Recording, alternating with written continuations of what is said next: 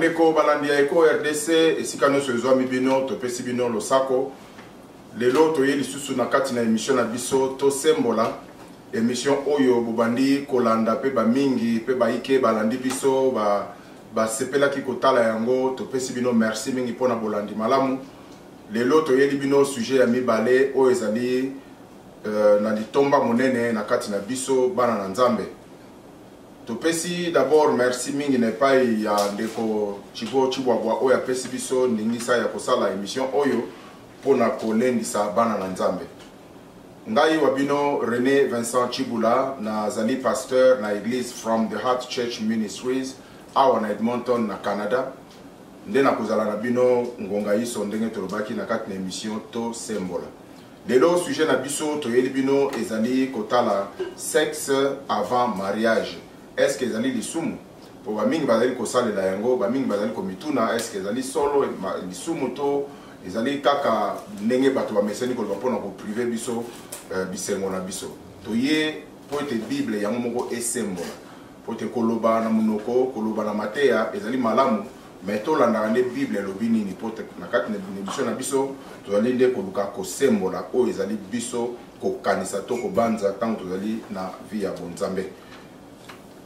Yambola kende mosika na kopesa bino nanu verset moko o ezali important pour na tina na libala na 1 Corinthiens chapitre 7 tokutanga bongo verset ya liboso pe ya mibale pour na situer d'abord relation nyonso etali mwasi na mobali en termes ya sexualité.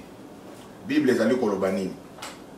Na 1 Corinthiens chapitre 7 verset 1 à 2 et le Bible. Pour ce qui concerne les choses dont vous m'avez écrit, je pense qu'il est bon pour l'homme de ne point toucher de femme. Toutefois, pour éviter l'impudicité, que chacun ait sa femme et que chaque femme ait son mari. Wana ezali biano Paul apesi na Corinthe na ba Corinthiens alobiete ezali malamu tete mwasi mobali asimba mwasi kosimba oyo bazoloba awa o Paul aza koloba ali kosimba kaka ya mbote te to kosimba na boye na nzoto te ezali na terme ya sexualité. Ezali malamu teke mobali akende na sexe na mwasi soki babalani te ekobonga malamu mpona ko éviter impudicité mwasi mobali moko na moko azala na mwasi na ye moko. Tope mwasi moko na moko azala mobali na ye moko. Wana ne Bible ezali koloba na biso. Alors, tango toko solo na makambo ya libala, toko kitana se pona ko expliquer makasi pona libala, mais awa ezali ko concerner biso awa ezali juste sexe avant libala. Déjà awa Paul na ezali koloba ezali malamu te ko simba na sens ya sexualité, mais tokene na 1 Corinthiens lisusu na chapitre ezali avant yango dans le chapitre 6 pas wapi toko mona polele toko comprendre pona nini parce que c'est vrai toko loba ete ezali lisumu mais ezali lisumu pona nini to ko démontrer yango ndenge nini Bible yango moko ezali ko démontrer totala lolenge nini ezali ko sosolisa biso na 1 Corinthiens chapitre 6 verset 15 na 16 elobi boye. Ne savez-vous pas que vos corps sont des membres de Christ? Prendrai-je donc les membres de Christ pour en faire les membres d'une prostituée? Loin de là, ça c'est le verset 16. Loin de là, ne savez-vous pas que celui qui s'attache à la prostituée est un seul corps avec elle? Car, est-il dit, les deux deviendront une seule chair. Malobo totangi, verset ezali très important pour na biso, pour na kolimbola sujet oyo, ezali na verset 16. Et pas wapelobi, loin de là, ne savez-vous pas que celui qui s'attache à la prostituée est un seul corps avec elle? Car est-il dit, les deux deviendront une seule chair. Et si ka o biteni mi balé, ezali très important. Yaliboso ezali, ne savez-vous pas que celui qui s'attache à la prostituée est un seul corps avec elle? Et teni mi balé ezali, car est-il dit, les deux deviendront une seule chair. Et teni yaliboso ezali koloba ete, celui qui s'attache à la prostituée, ko s'attacher na prostituée. Tokende ici ko comprendre le mot attaché, na sens nini balobeli yango ko s'attacher. Et puis l'autre place ezali prostituée. Tant bazo va prostituée que prostituée tant tout autant la prostituée na Bible, ezala ba sens mibale. To pe to lo ba sens misato. Sens ya liboso ezali muto azangi fidélité. Parce que nous avons ko benga bana Israël ba prostituée na tango na désert bazo ko boya ko tosa mibe ko na ye aza kobenga bango bazaki baprostitué po elokenda banzambe mosusu to bazaki fidèle epa nzambe te. Ça c'est un autre cadre aussi. Deuxième possibilité oyo tozomona susu mo prostitué ezali prostitué oyo mpenza tolobaka mwasi ya ndumba oyo azali soit na balabala koluka mibali to azali na bavitrine na bamboka mosusu nde toyebi to bamosusu bazali na bandako mike mike basali bazobenga bango soit bamingando soit bato basusu baza na baplace oyo esengeli ke bato bakendaka to na bahotel koluka bango wana ezali basi ya ndumba to oyo tozobenga mpe prostitué. Mais troisième catégorie ya prostitution ezali lisusu mutu nyonso oyo azali kosalela sexe na ye na ndenge elongobani te. Mutu wana kozala mobali to mwasi aza prostitué azali mutu oyo azali kosalela sexe na ye na kati na libala te, azosalela prostitution na nzoto na ye. Alors mutu abali eke azosala sexe na kati na libala asali prostitution te. Mais toute personne azali libanda ya libala azali kokende kosala sexe oyo azali na kati na libala azali kosala sexe libanda azosala prostitution. Koutilize nzoto na yo na cadre ya libala te, mais na cadre ya bisengo ya nzoto, na cadre ya kosepelisa, na cadre to ya kozwa mbongo, na cadre to ya kokende koyoka kaka plaisir ya nzoto, wana tobengi yango prostitution. Mais na Bible ezoloba boye, celui qui s'attache à une prostituée, ko s'attacher na prostituée, awa tozoloba te ko s'attacher à kokangama. To comprendre on la deuxième partie ya verset oyo. Deuxième partie elobi nini? Elobi car est-il dit. Donc il est dit, donc il est écrit, quelque part, et l'oba miete, les deux deviendront une seule chair. Ce qui veut dire que, tant que tu balanaka, tu dois se souvenir que, balobaka toujours 1 plus 1 égale 1. Donc, 1, mobali, 1 mususu, mwasi, va s'attacher, va comme mutumoko et salikaka 1. Maintenant, attachement wana, so totali na Genèse chapitre 2 verset 24 pa wapi totanga souvent verset oyo ya libala nde boko kososola pona nini eloko oyo ezali important pona biso kososola yango na Genèse chapitre 2 verset 24 verset otoyebi yango mingi tolobelaka yango mingi na tango ya libala. C'est pourquoi l'homme quittera son père et sa mère et s'attachera à sa femme et ils deviendront une seule chair. Le verbe s'attacher ce soir. Donc, mobali ya kotika baboti na ye, akokende ko sangana na mwasi na ye. Ba ko s'attacher. Ko s'attacher oyo ezalika ko s'attacher baza ndinga na ndako bafandi elongote, batie loboko ekangami basimbami te. Ezali pe kokende profondément na niveau ya mbeto, na niveau ya relation sexuelle. Attachement na yango wana na 1 Corinthiens 6 balobi celui qui s'attache à une prostituée. Donc muto ake na sexualité na prostituée. Na awawa baloko expliquer s'attacher ezali une façon un peu polie ya koloba yango, une façon polie ya koloba yango na mokana na nzambe que l'homme va s'attacher à sa femme. Attachement wana même ne to tsambelelaka bato na église que oyo nzambe akangisi muto ayebi ko fongola yango te. To pamboli babalani lelo bakomi mutu moko en réalité bakomaka mutu moko wana te poso kotali bamba kaka bato mibale mais bakomaka vraiment mutu moko na mbeto tant bakena ko sangana na mbeto na sexualité. C'est là qu'ils deviennent une seule personne. La preuve est que soki moi si azuizemi et que baboti mwana otana makila 50% ya tata 50% ya mama bazo kabola yango basangani ekoyi mutu moko. Preuve ya bomoto na bongo moko ezali mwana oya bimona. C'est les résultats. Il y a un temps que ADN va remonter au makila ya mama ezali na mwana oyo makila tata na mwana oyo nde bosanga preuve ya bosanga ni wana. Maintenant surtout zongi na sujet na biso, est-ce que relation sexuelle avant mariage ezali mabe ezali lisumu tozolo belango ezali lisumu pote mokana nzambe ebengi yango lisumu ezali lisumu po mokana nzambe ezali kolobeta lisumu ba conséquence nango ezali nini soki tolobi to décortiquer phrase oyo que l'homme s'attachera à sa femme et ils deviendront une seule chair. Côté Moussou na 1 Corinthiens 6 balobi, c'est lui qui s'attache à une prostituée. Bon, tous on a la explication de la prostituée. Tu vois qu'il y a des prostituées et ça quand moi si andou moi na balabala te. Prostituée zali mutunyo soit mobali. Oyo azali ko sala la sexe na ye na ndenge eloba mite na Bible na en dehors ya libala. Bref, mutu wana azo sangana aza prostituée. Mais maintenant, la Bible dit que mutu a s'attaché à prostituée, va combiner une seule chair, va combiner mutu moko. Donc, comme mutu moko, ils ont gardé ça au balani, bolati ring, bolati bag, bolati voile, bozu limousine, botambol, babeti pam libala, yamwanande bokomi mutumoko non. Même si on a l'équipe car na moi c'est andoma ba comme pe mutumoko. Donc relation sexuelle nyonso ezali ko salama ezana libala te ils ont résultat na moi ezali qu'ils ont comme mabato comme mutumoko parce que l'acte sexuel ezali passation ya vie. Ozo pe sa vie na yo. So totali na ba sécrétion o ezo bima na mobali to na mwasi na kati wana vie ezali. La Bible dit que l'âme de l'homme se trouve dans le sang. Makila ezali wana, makila ezali la preuve ezali que bato azoka sida ndenge nini. Donc mutazo passer vie na ya passer na kati ya sécrétion na ye ezo bima koti na pa ya mwasi to mwasi à recevoir wa mobali eza transfert de vie. Yango la même kindoki na kati ya sexualité le kaka facilement ko le kana bloka ko lia tout ça. Alors acte sexuel ezali acte moko ya ko donner ya ko pesa ko mi pesa nzoto ko mi pesa bomo yo pesi bomo no kabi yango. Maintenant yango les gens baki tango kabi yango okomi mutu moko. Maintenant symbiose wana ya ke mutu moko soki mutu azali akanomi na prostituée, c'est-à-dire mutu moko akena chéri na kaka bazalaka na ye babala nité. Bakena ye soit na hôtel soit quelque part. Basali relation sexuelle. En réalité, ata ba pesali mbongo, ata ba yoki bilengi, ata ba sali ndenge nini mais bref na suka nango ba s'attacher ba komi mutu moko. Maintenant siko soki mutu moko wana akendaki na mibali supposons ndenge tout le monde na vie lelo mutu mobimba azokende libala machal le na mibali peut-être 25. Donc en réalité spirituellement aza attaché na batu 25. Ça c'est une réalité batu mbaye bakate. Balami to le bakono femme de nuit, mari de nuit. Mais forcément ils allaient mari de nuit te kaka o mutu moko awuti soki démon moko ayo kangama. Non non non, c'est aussi les esprits humains. Moto yo lekine na mbeto ata pona 2 minutes pamba bo s'attacher ne boko mi mutu moko.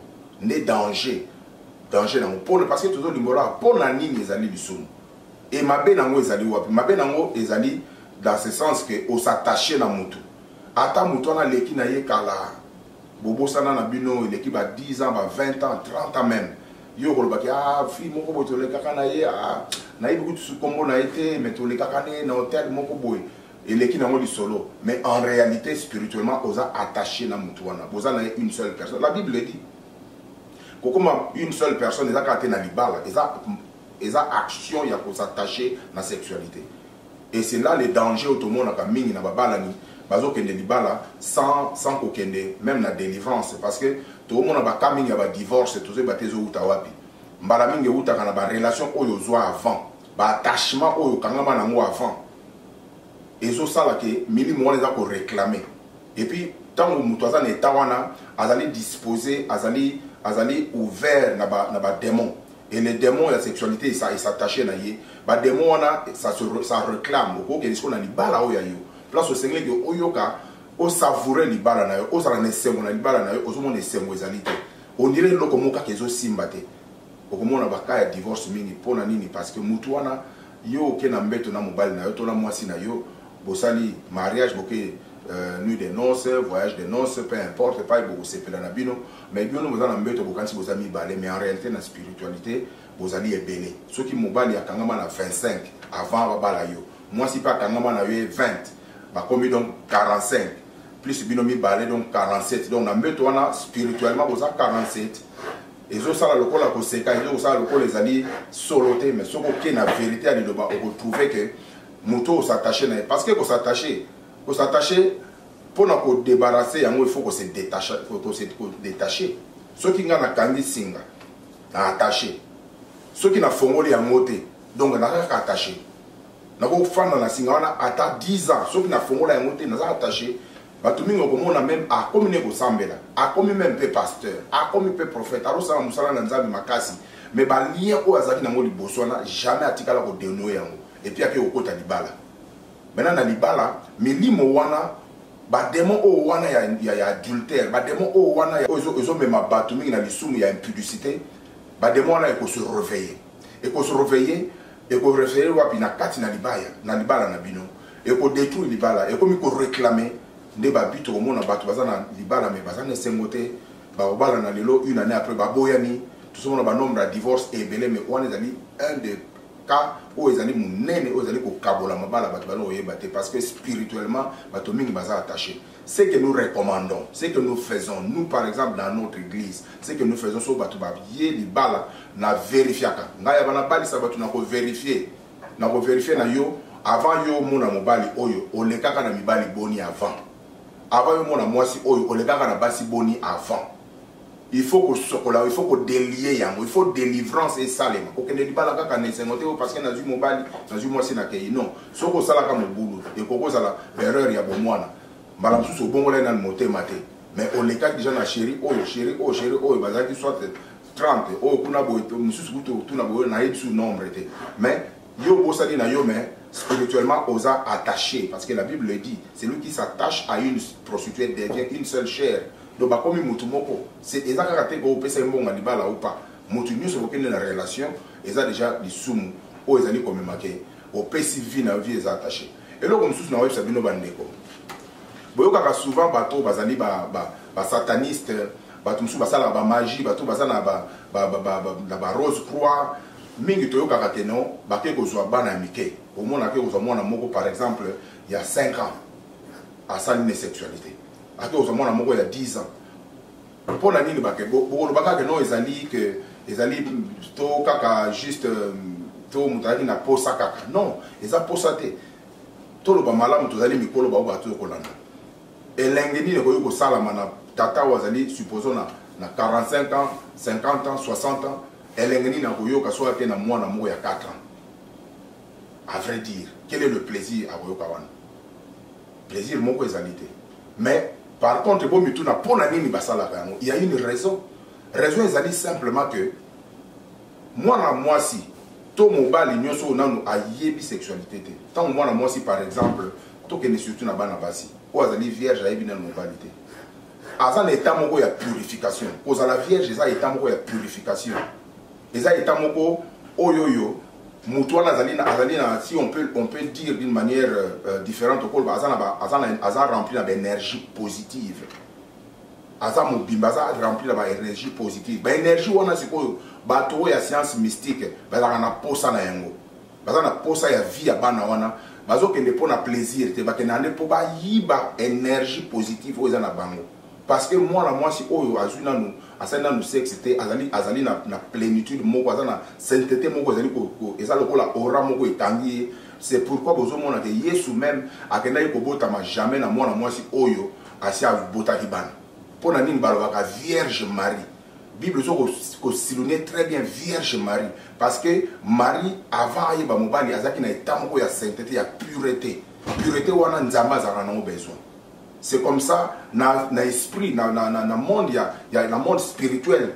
Bao basala bakisi, bao basala ba rose croix, bao basala ba science occulte, ba lukaka pe énergie. Il y a un monde souvent oh pédophile. Oh moi na muka deza, bozo mitone tata bonne na yo za moi na. Non.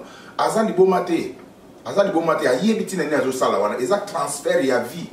Tant azu moi na wana a transférer vie na ya saleté, azu vie ya pureté ya moi na wana, ake kosala na mo misala. Na mulili yango wana photo ke babandeko to mona ngo lokola jeté bazo pekisa biso eza lokola boîte ba yimi binote mais mokana na nzambe ezali très profond très sincère na yango que mwana mwasi mwana mobali faut ko mi battre to ko surtout na bana basi ba yeba ko mi battre la nzoto parce que boza na énergie moko boye nzambe asala bino na énergie nzoto ya mwana mwasi eza na énergie moko boye oyo na molimo soko utilisant makasi na molimo. C'est pourquoi soki moi na moi si par exemple ayebi nzambe bien aza rempli du Saint-Esprit à cause de la révélation makasi koleka mobali parce que la spiritualité bazana na eloko moko puissante na kati na bango koleka mibali yango na bazana même toujours ba kambi intuition féminine bazana intuition moko bo c'est l'intuition wana. L'intuition c'est un élément de l'esprit oyo molimo na nzambe utilisera pour na kopesa ba révélation.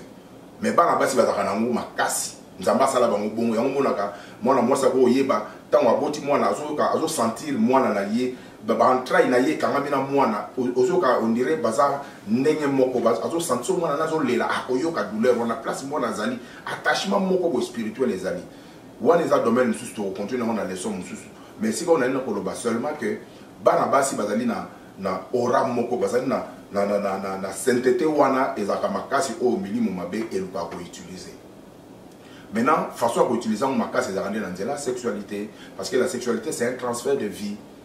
Alors c'est important pour na yo mwana mwasi oyo nanu oyebi mobalité. Le meilleur cadeau que tu peux donner à ton mari c'est ta virginité. moi je te dirais, ma soeur, c'est ta virginité qui est un meilleur cadeau. Non, non, non, mais qui n'a noté, non, non, non, Nzambe, so autant que l'on a quatre namoli, mon Nzambe, a dirigé par Mobali, oyoyo, aza malade, ou vous êtes compatible. Dans le sang, vous avez Mobali, vous avez besoin, c'est vrai que c'est aussi pour Mobali, beaucoup vous savez examen, c'est et pexamité, beaucoup vous savez examen, vous voyez, ce n'est pas seulement à niveau sexe, vous vous déterminez à moi. Sexe, avant le mariage, ils allaient les soumis. Pas seulement qu'ils allaient les soumis, mais ça pour détruire vie parce qu'on s'attachait à Moutouana. On y évite Moukoni, on se détachait na ye. Et c'est très important, Mande Konangai, Nazolo Bayango, na mon thème à Kofongwama, Boyo Kelangai Bandeko, parce que société naturelle allait à Kobeba, église même allait à Kobeba, comme on a battu na 4 na église, bateau Sambe la Nzambe, mais comme on a Moutouaza Liboso, soit pasteur, azana bachirine na 4 église, azana Moutoumoko Babimana ye. Et déjà ils ont sonné ma besoin de soumou. Mais la Bible, ils ont pexabi relation sexuelle en dehors de l'Ibala. En dehors de l'Ibala. Tout ce monde a mis en Occident, Babala ni noté, mais bazo fananda kumoko. Alors, mariage est comme un système qui va tomber fanda na bango babota na bango si ma sali mariage. Non, non, non. C'est le mariage avant tout, avant même sexe. Il faut le mariage. Beaucoup qui n'étaient pas déjà, bon, tu y a quand fanda tu fandi. 1 mois, 2 mois, 2 ans, 3 ans, tu fais un abisso, tu as un bon, mais entre-temps, tu as un abisso. Écoutez, mon frère, ma soeur, pour s'attacher déjà à un avant l'ibala, ils ont du soum. Tout soigner à côté, ils ont du soum. Ils ont impudicité, ils ont du soum, ils ont fornication. Donc, tu as du côté, il y a pour la colline, ça m'était mais à bateau. Ce que Salamaki, au quoi Samaki une erreur, il y a un modèle, conseil, ils ont dit, mon pasteur, Senga délivrance. Pour que ne libala na itawana te senga délivrance de façon que l'attachement wala yozanango n'engé bibelobi que celui qui s'attache à une prostituée devient avec elle une même chair, une seule chair. Donc vous en avez bon moto moko partout au kende awo na kene na kaka na hôtel ils ont 4 minutes pamba bon rapide c'est bon juste une aventure hein, c'était juste une aventure. Ce n'était pas juste une aventure, tu as donné ta vie, tu es attaché avec cette personne. Ozana est attaché partout au kende même ceux qui savent pas na tanini. Il y a même moto à se retrouver par exemple viola yena bomwana attaque to yebaki na hote attaque to ezalaki erreur attaque même soit pe mukolo ba attaquer na viol il faut toujours qu'on se détacher parce que c'est une relation sexuelle on s'attacher na batuana to na mutuana et sengeli ko luka délivrance avant surtout yoko ta libala pote soko memi me kumbana na ndako na libala eza lokola o memi milimo mususu na kati na libala ko lobate ko non mari de nuit femme de nuit forcément ils allaient kaka bangote ils allaient avoir relation oyo to bandi nango kala ils ont attaché dans notre nabiso bandeko o ils allaient sujet oyo to bonse la bino mokona lelo ils allaient profond ils allaient ko déranger mais ils allaient ko sembola ils allaient ko lendisa ta o wala zéro sembola comme ça to ko lendisa na pe ko kamba bino soit ceux qui na processus à délivrance moyens allaient toujours à Kambabino de façon que moto aïba ko mibongisa parce que les sumu il y a adultère les sumu oyo etanga makana nzoto c'est ce que Paul dit les ali sumu etanga makana nzoto les ali sumu te lokola moto afingi moto alobi imbécile et te ina ngola munoko ke moto ka sa senga na sengo limbisi nzamba limbisi eleki nango mais les sumu impudicité ekola kana nzoto ekola ezalo kwa masumu nyoso te toyebi ke bible zo ba masumu nyoso ena niveau moko mais ba conséquence il y a du sumu et keseni pour la cause du sumu na fingi yo conséquence na mezani no yo ki mabe na sengi bolim c'est sili mais soki na tie ombeli na sengi bolim si motika na cicatrice tant soupe ko bonga yo donc ba conséquence du sumu ezaka différent neti par exemple quand il y a impudicité ce que ça l'impudicité les sumu ane ko la karanzoto ezali nzoto ne baby et puis les sumu il y a impudicité souvent na bonzambe et qui ça a degré spirituel zoaka ya David a qui aussi l'impudicité a qui na moisi à batou et puis a qui ko bomba mobali ya moisi wana mais suite à nini même si nous avons bien que l'homme selon mon cœur mais il y avait des choses où ils ont qui équitable dans le ministère naïe par exemple pour la kotonga temple nous avons eu aux droit kotonga temple te moi na no Salomon da kotonga pour ma boko nous a couvert de sang donc makamsu to salaka et diminaka biso na niveau ya onction et diminaka biso nzambe to cause la même to ba serviteur de Dieu que ça la impudicité aux ogno ba limbisio mais attention il y a toujours quelque chose qui baisse il y a toujours un salaire tant la Bible dit que le salaire de péché c'est la mort chaque fois que nous péchons il y a un élément qui meurt Ce n'est peut-être pas la mort physique, mais il y a toujours quelque chose qui meurt. Chaque péché égale à une chose qui meurt. C'est la Bible qui le dit. Personne ne peut changer ça. Alors, bande konangai, na bonde libino, na motema mugimba, sokoza na kaya lisumu ya impudicité, buka modèle nini yoko kata yango, sokoza na mobali wana to mwasi wana bofanda na ye, bozo penser likambo ya libala te, bokeba, ezali lisumu na miso na Nzambe, soko kufilelo kokende wapi. Eza elengi, ozoke elengi, bazo peso mbongo, ozoke elengi na nzoto na yo, na mbeto ozo sepela, mais bomo ina yo kokende wapi, âme yo kokende wapi, il faut se poser des questions. Il faut se poser des questions. Autant que toujours le balikambo, toujours le bayango pour la kolendisa, pour la kopesa batonyo so bososoli, les fois que tobanga masumu, tobanga lifelo, tomilengela pour na mokolo, to éviter nini mokolo nini to kokufa mokolo to tika mokili oyo. Bongo ezali important pour na biso, pour na koyeba ndenge ya kotambola na likambo tali sexe en dehors ya libala. Alors mokana na Nzambe ezali kolobela biso malamu ete na kati na libala bao ba balani bakomi moto moko, et là c'est vraiment biblique. Alors so pe moto ke na prostituée ya moto moko to fi moko kaka bona kati libala te eza eloko moko ka elekite mais ezali pe passation ya vie na yo, ezali attachement o ezali na yo ti okotambola. Donc ekozala malamu oluka délivrance esika yo zali oluka pasteur oyo asosoli makambo na koloba to pasteur na yo mona ye solo na ye luka délivrance dans un sens profond. Ce qui me tourne les alliés que vous sosolo ninga sa la moté numéro na ngezali wana obengi toko solola. Et pas yo pino bozwami to pesi bino merci mingi pour la bolandi. Na lobi ete biso to na kati ne RDC na émission to sembola ngai nazali pasteur René Vincent Chibula. Nazali pasteur ya église From the Heart Church Ministry à Edmonton na Canada. Ce qui me tourne les alliés toko zanga te ko lingole la bino. To banga Nzambe libanda na Yesu bomo ezali te. Et pas yo bozwami Nzambe apambola bino.